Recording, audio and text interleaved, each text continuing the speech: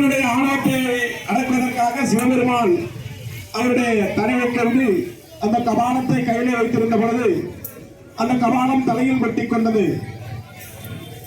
அதன் காரணமாக அங்காள பரமேஸ்வரியான பார்வதி அம்மாள் மயானத்துக்கு சென்று கடந்தவாறு இருந்து அந்த கபாலத்தை பிரித்தெடுத்து சிவபெருமானை மீட்டதாக வரலாறு கூறுகின்றன.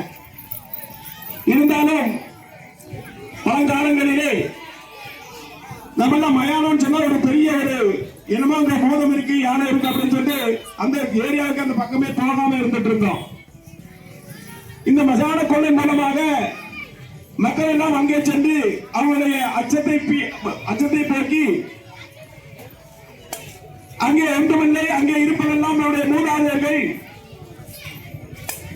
அவர்களால் நமக்கு எந்த தீங்கும் ஏற்படாது என்று சொல்லி அந்த தைரியத்தை ஊட்டிய அந்த தினமாக மாசி மாசம் அமாவாசையிலே இந்த மாதிரி மயான கொள்ளைகளை நம்முடைய இந்துக்கள் செய்து கொண்டிருக்கின்றார்கள். நம்முடைய பகுதியில் இருக்கின்ற இந்துக்கள் எல்லாம் ஒவ்வொரு தெருவாக அங்கே இருக்கின்றவர்கள் எல்லாம் சேர்ந்து ஒரு விளக்கை ஏற்றி வைத்து ஒரு மிருகபெருமானுடைய போட்டோ வைத்து அவர் நினைவாக ஒரு தீபத்தை ஏற்றி வைத்து கந்த சஷ்டி பாராயணம் செய்ய வேண்டும்.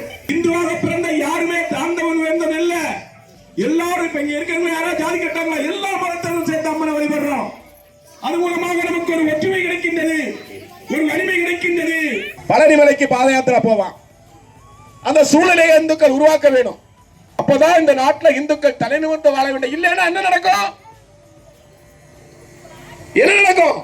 பங்களாதேஷ் மாதிரி நம்முடைய தமிழகமும் வந்துடும். அந்த மனசுல வச்சுக்கொண்டு இந்த அம்மா நமக்கு எல்லா விதத்திலையும் அருள் புரிய வேண்டும் என்று சொல்லி என்னுடைய சித்தரை உழைத்துக் கொள்கிறேன். நன்றி, வணக்கம்.